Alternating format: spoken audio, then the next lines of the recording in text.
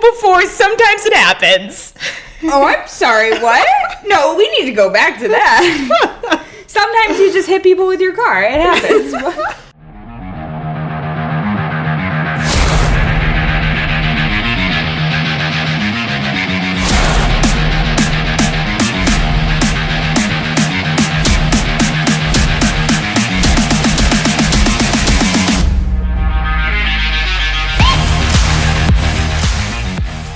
Hey everybody, and welcome back to The Grid. This is episode 33, and we are recapping the Mexican Grand Prix. I don't know about you guys, but I really like this one. It looks like a ton of fun, and this is one that I would love to go to, especially seeing those grandstands in Mexico City. The energy, the vibes. Checo's dad is there. Honestly, just give me a Checo's dad cam for the entirety of the Mexican GP. You know that man is just entertaining to watch. He's probably on the edge of his seat the entire race. Yeah, he was super cute. I mean, they had like parades in and out. I feel like the whole atmosphere there just looks super fun. Well, before we get too much into Papa Perez and the race weekend, I feel like we have a little bit of drama around the paddock to recap. Yeah, word on the street is Sky Sports will no longer be receiving any interviews from the Red Bull team.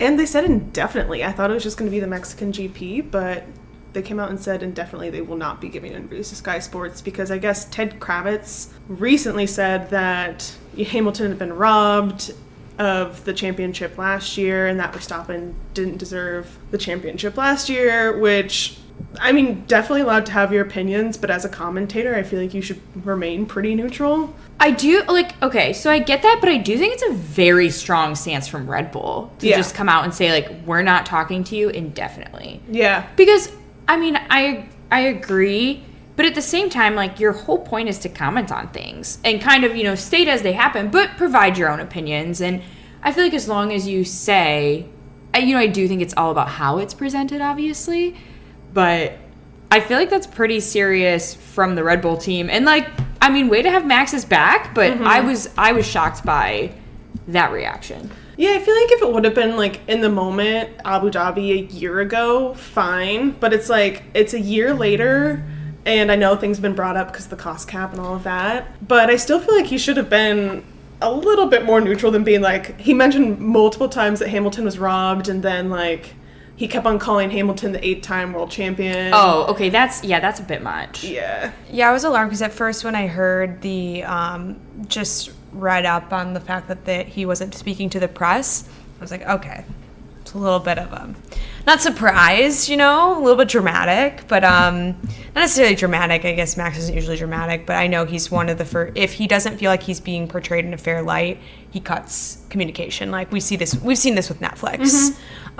So I wasn't necessarily shocked, but when I did see the interview, I was like, okay, I get that there is a fine line between reporting and wanting to remain neutral. I think that you absolutely should state your opinion, but I really think it's just because of all this cost cap stuff. I really think that's it, and then people are just trying to stir the pot and feel like maybe they had some of these opinions before and now it's okay to say them. And I think Red Bull's just kind of bubbling over now. They're okay, we've heard all this shit about the cost cap, how we didn't earn this title, whatever, and now this is just final straw.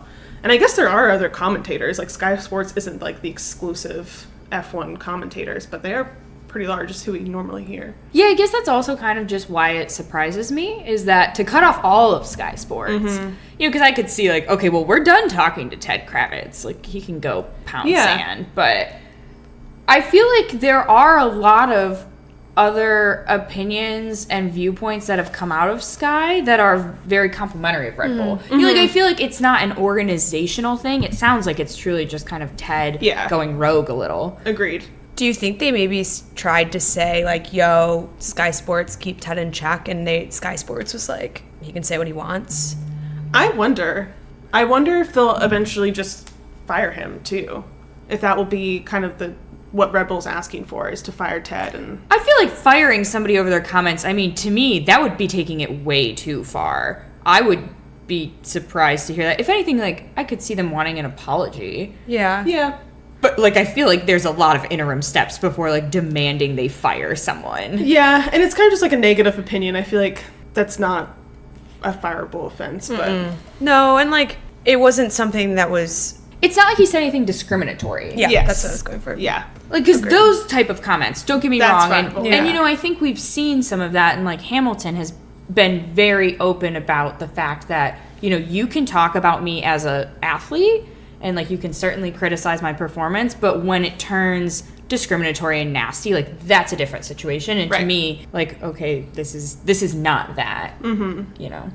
I just feel like something must have happened behind the scenes where they had a conversation with Sky Sports and they weren't willing to cooperate with what they wanted. And maybe Red Bull's ask was ridiculous. Who knows? But it just feels like it went 0 to 100. I wonder if there was stuff behind the scenes. Yeah, I'm sure. And like at least the articles that I was reading, it said that Ted Kravitz is like a known. He has this. It's like this is his known stance against He's a Red Max Bull and hater. Red Bull, yeah. Well, you know, some of us are Red Bull haters. You know, Every race, I'm gonna try to get Jack to like Red Bull just a little bit. I'm honestly, I haven't told you this yet, Mary. I'm honestly considering supporting Checo next year, but I don't want to really be a Red Bull fan. And Catherine told me that no thanks, we don't need your support.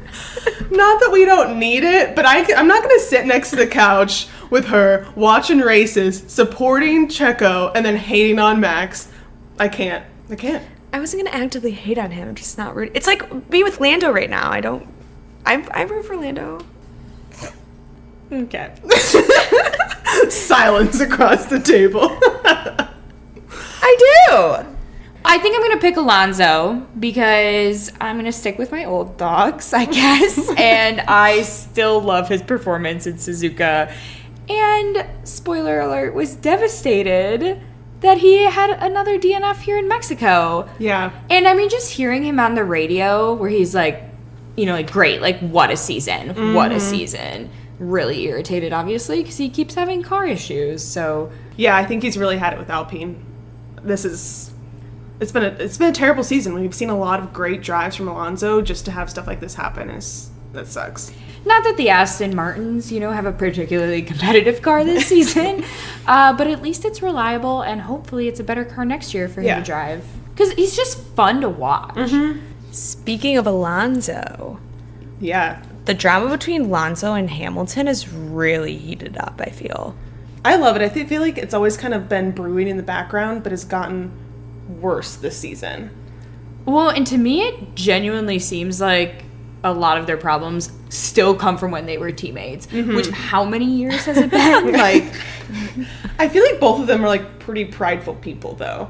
yeah. So I could see how they would butt heads. But I kind of love that. Like, I want a nemesis. Yeah. A nemesis. That's a great pairing. Mm-hmm. Yeah.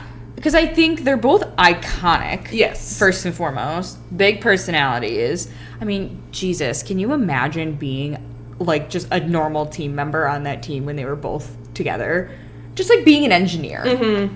So for context, Alonso said that Hamilton, basically the reason why he's had so many championships is because he was really only racing against his teammate for a number of years, which is, you know, that's kind of hitting a little close to home. I mean, definitely Mercedes was on top for a while, but to just say that, like, his success is really just because he was in a certain car and was only racing against one person is kind of bold to say. Also, can we talk about how the fact that, yeah, that's a dig at Hamilton, but what a little fuck you to everybody else that raced at Mercedes. Like, that's also kind of a slap in the face to his previous teammates. And Nico Rosberg did beat him in equal machinery. So... Yeah, and I feel like Nico wasn't supposed to win that, though. I think Mercedes wanted Hamilton, obviously, to grab that one, but I don't know. I kind of agree with it, just because of where I sit on this table. But pretty bold, and I feel like this isn't the first time he said something about Hamilton and his success, because he made a comment about him only being able to drive when he starts in first, and that's like a pretty aggressive thing to say about any driver on the track, let alone someone as successful as Hamilton, because obviously he is a skilled driver. Like, Mercedes doesn't have him on their team just because he's good for PR. Like, well, and also, I feel like so much of a driver's success is dependent on their car. yeah. You know, so to be like, oh, he only got it because he was in a really good car. Well, like, in order to get a championship, you have to be in a good car. And we've seen a lot of people who are phenomenally talented and just can't not only get a championship, can't even get race wins because they don't have the car. Right. So, like, obviously. Yeah, it just doesn't. It doesn't feel like a point that's valid compared to. I mean, that's the dynamics of the sport, right? Like you are in a good car and you're a good driver, you win, right? Like you work your way to get there. Yeah, I think what Alonso was saying was he was comparing Max's championships to Hamilton's and said because Max had to race against other cars, his championships mean more. So, I mean, obviously, like, I sort of agree with that, but I still think Hamilton's a great driver. And I think if you put any driver, like I was just even saying, like, I think if you put Norris in a Red Bull, he would be on the podium. Well, and I feel like you could almost say that about Max's win this year, because definitely last year, I feel like the competitiveness of the cars on the grid was more similarly matched. I feel like the Red Bull car this year is just leaps and bounds above a lot of the other cars. Like, I do think, you know, there are cars that are still competitive, obviously, and a lot of it does come down to Max, because we see Checo in the same car. So I'm not, not discounting Max, but I do think, like, that car is a huge advantage, and I feel like that gap has gotten wider as the season's gone on. Yeah, I think more at the beginning of the season it was like a fair fight, but I feel like that happens every year with any successful car. So pretty bold of Alonso to come out and say something like that. I do love the drama, though, for Me sure. too. Keep it spicy. With like two like veterans in the sport, it's fun to see. I agree. And it's kind of petty for no reason, because neither of them are, like, fighting for a championship this year. So, like, yeah, boys, go duke it out, you know? Yeah, that's kind of why I like it more, though. Because, like, if Hamilton were winning, then, like, Alonso would look bitter. You know? But now that he's not, it's kind of just like, it's just because I don't like you. Yeah, this is just genuine. Yeah. I feel like they have to stir stuff up because Max isn't really going to do anything. So they're like, it's not going to provide a lot of drama. Yeah, Max just doesn't engage. how much do you want to bet that there's a whole Netflix episode on Hamilton versus Alonso? God, I hope so. Oh, and I hope they go back to the McLaren days. Yes, I hope and they give do. the whole timeline. I want to hear every petty thing that they've said about each other. You know when people do, like a reality show, right? Like, oh, there's some feud on The Bachelor, and so they go through the timeline of, like, all the different fights, you know, people have. I want that for Alonso and Hamilton. Roll the clips. We Yes. want to see. I think that might be all the F1 drama we have, though. Should we talk about the race? I think so. Start with qualifying? For sure. I feel like this is how I start every single time when I say Q1 and Q2 weren't that surprising, Yeah. but they really weren't.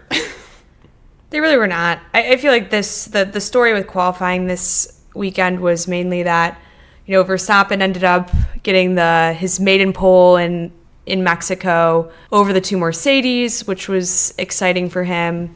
Other than that, there wasn't anything like really exciting. I guess the Ferraris. A little disappointing from Ferrari, honestly. You know, I feel like, especially in qualifying, they are usually very competitive. I mean, Leclerc's had a number of poles this season, and, you know, they show up, they're competitive in qualifying. Not so much this weekend. 5th for Sainz, 7th for Leclerc. Not great, but I do think the fun one was who split them in the middle. Our man Valtteri Bottas. It's good to see. good. So good to see him up there. The Alfa Romeos looked better this race, Yeah, at they least did. from what we've seen the last couple of races. I know they've been having a ton of car issues, so Yeah. exciting to see that. And I wonder with Ferrari if it was their performance was poor or if the Mercedes have really just made some improvements. I know that they brought like a new wing or something to this circuit, so maybe they're just going to be faster. They were faster during the race, and we've seen them probably all year. Yeah, no, I mean, I do actually, yeah, that's a pretty fair point. You know, I know that I guess we just spent a little bit hating on Hamilton, but as the one thing we can all agree on being Russell haters, I was bummed that he was on the front row with Max and not Hamilton, but, you know, you can't win them all. Having Russell on the team has really helped my Hamilton hate come down. I feel like now it's all directed towards Russell. See, I genuinely like Hamilton. I go back and forth. Like, I like him off the grid, but on the grid, he irks me.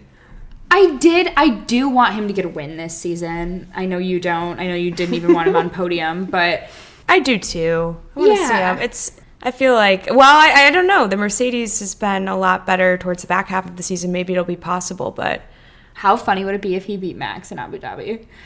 Oh, Lord. just for fun, right? That would actually be really comical. I would kind of hope that happens. Love to hear Ted Kravitz's thoughts on that. Oh.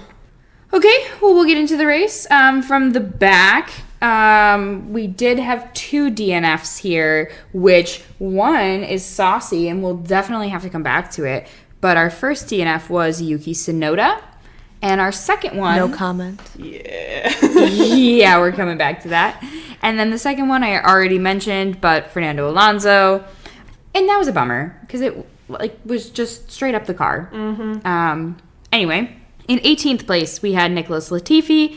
In 17th, Kevin Magnussen. 16th, Mick Schumacher. 15th, Lance Stroll. 14th, Sebastian Vettel. 13th, Zhou Guanyu. 12th, Alex Albon. 11th, Pierre Gasly. And then in our points places, in 10th, we had Valtteri Bottas. In 9th, Lando Norris. In 8th, Esteban Ocon. 7th, Daniel Ricciardo. In 6th, for Ferrari, we had Charles Leclerc. In 5th, Carlos Sainz. 4th, George Russell. And then for our podium finishers at his home race, in 3rd, we had Checo Perez. 2nd, Lewis Hamilton. And our race winner, breaking the record for most race wins in a single season, with now 14 under his belt, Max Verstappen. Whoop, whoop. Okay, Tsunoda, we got to talk about it, because Danny Rick won Driver of the Day. Yeah, that was awkward. I mean, he had a really good race. He did. He had really a did. really good race. He had a great race, but he did straight up send Yuki flying. Okay. Yeeted It him off wasn't. the It was circuit. not even okay. Like, obviously, it was fully Danny's fault. He should have given him a little bit more space. The way that basically like Daniel's front tire ended up getting close to Yuki's back tire, and so Yuki's tire popped up over Daniel's front tire, and Daniel actually came out of the incident unscathed, but unfortunately Yuki had some damage to the car that ultimately they thought that they could make work, but they had to retire the vehicle. So it was like a little love tap, you know. It wasn't great. A love tap that ended his race. Okay, all right. You know, we make mistakes sometimes on the track. But that kind of just propelled Danny into going on. He climbed a couple more places, got into the points. So I think it's really sad. I love Yuki. I'm a big Yuki fan. I know I've you mentioned sound that. heartbroken over there. It's okay. It's Danny's like third to last race. Let's just let him have it, okay? Just let it, one little love tap. Let him have it. Let him have driver of the day. It's totally fine. He can hit people. Yeah, no worries. Also, can we talk We've all hit people before. Sometimes it happens. Oh, I'm sorry, what? No, we need to go back to that. Sometimes you just hit people with your car. It happens. I don't think it was intentional. No, I don't think it was intentional. He didn't want to end Yuki's race. He did make a mistake. He should not have done that. He should have let him have a little bit more space. He was being too aggressive. We'll give him that. Even when we were watching the race, I said that I think Daniel's just an emotional driver. So I think he did so much better when he got upset, probably at himself for causing that incident, and then ended up in, 7th? Mm-hmm. And 7th with seconds to spare because he got a 10-second time penalty, which is insane, coming up after our last race where George Russell only got a 5-second. Yeah, for sending Carlos Sainz into the wall and ending his race, 5 seconds, but you know, Daniel can yeet Yuki and get 10? Like, what? I don't get it. The FIA... Light love tap. Yeah, I still don't understand how they apply those penalties. No idea. That's absurd to me. George should have... I feel like it should have been same, whether it's both 5, both 10. Mm-hmm. Or, if anything, I feel like that altercation was worse than the one that happened today. Yeah. Yeah, definitely. The fans love him, though. Danny? Mm-hmm. Danny Rick, yeah. I mean, I think it's just we've been starved for entertainment this season, you know? And Danny has... Well, he certainly provided some today. He had a good race, and people actually saw him do something and were like, oh my God. What is happening? Because I don't think that was... I forget which race, it's escaping me, where he climbed a ton of places. It was really impressive, and I don't feel like anyone cared about it during that race, but I think something else was happening. I don't know. My memory fails me sometimes. It's okay. You can go back and listen to our old recaps. I'm sure you brought it amazing. Other than that, like, what are the other notable... There was a terrible pit stop for Checo, which was weird because one of the commentators, it almost felt like he cursed him. I forget who it was. Sam Collins. Oh, okay, yeah. Catherine's got that one down immediately. She put him on the list. Yeah, because while he was saying it, I was I was like, I feel like he's talking this up right now. Like, he's talking it into existence. Well, it was weird because, before Checo even went into pit, and, they were talking about how, is this going to be a one-stopper, a two-stopper? Ultimately, Red Bull went with the one-stop, and they ran those mediums forever. Mm-hmm. But Checo went in, and even before he was going into the pit lane, it wasn't like he was commenting on what was actually happening. He was almost like, I think they're going to have problems with the wheel gun. Yeah. It was bizarre. And then they kind of did. Yeah, and it was a slow stop for Checo. I think it has to do some with, like, the heat, too. I think they said, like, things expand, obviously, with heat. So it was just, like, an odd... The elevation, too. I think that might have been what they were talking about, the conditions with the heat and the elevation. It was just such an odd timing. And it's almost like it was too perfect. Because no one else really had terrible pit stops. It was a 5-second pit stop, which isn't, like, race ending. But when he was fighting so close with Hamilton... for second, that made a big difference. It was also just a little spooky. It was spooky. And as he was saying it, I'm like, he's talking this into existence. It's going to happen now, and it did. Spooky. Didn't he say something else crazy during the race? Something about, like, this has to be the strategy that they're going for or something. That's our new Canadian guy. Oh, yeah. We don't love him. Yeah, he said something about, like, Red Bull, like, he knew Red Bull's plans. He's like, they knew this all along. We're like, how could you possibly know that? Yeah. And it just sounded even worse with the Canadian accent. Oh, not a fan of the Canadian accents. Actually, I don't mind the Canadian accent. I think it's just because I'm so used, we talked about this before, we're so used to hearing, like, all of our British accents or Australian accents, and now... Well, and I love a good Canadian accent, but his is almost... I didn't know he was from Canada until I looked it up. He sounds Midwestern. Yes, the reason we don't love it is because he sounds like us. Yes. Let's be honest. That's actually it. That's 100% it. If he sounded more Canadian, I think I would like him more. Yeah, it's not a strong Canadian accent. No, it's Midwestern. Yeah, no hate on the Canadian accent there. I don't know what you're talking about. I don't think I have an accent. Yeah, we totally don't say dumb stuff like milk. Yeah. I've never said that word in my entire life. Don't ask me to pronounce it. Okay, not that this is, like, exciting necessarily, but I did think it was interesting that the results from this year were spot on for last year. The podium, exact same. Mm-hmm. Verstappen, Hamilton, Checo, which is interesting because Hamilton hasn't really been on that many podiums this year. And then... I think they said, down to like 5th or 6th place, the result was exactly the same? I think so. And it was funny because as we were setting up to record, I was looking up something, just double-checking a result on F1's website, and I didn't realize at first that I was on the 2021 race because the results, at least at the top, were the same. So there's kind of... Another spooky thing. Yeah. It's a spooky weekend. Also, I know we were talking about Checo's dad earlier, but... Still just excited this year that his son got podium again. It was so cute to see his kids and his family too. Like at the post-race interviews before the podiums. It was super sweet. And I love that F1, like I saw they posted something on Instagram like of Checo's dad. Oh. They know. Like everybody loves him. Yeah. He's great. I'm so happy for that. I'm so happy of all the races he was able to get on podium, especially for this one. I feel like in the future, him winning this race would be... That'd be cool. Unbelievable. Can you imagine being there and watching him win it live in Mexico City? Insane. Because the crowd's already, like, outrageous and so loud. Mm-hmm. They asked him that in the post-race interview, which I will clarify was done by F1 and not Sky Sports, obviously. But they were asking him, they're like, could you hear all of the Mexican fans while you were in the car? And, like, how does that impact your race? Because there's one point in the circuit where they basically go through the grandstands. It's so cool. And that's the main grandstand where they do the podium celebrations after.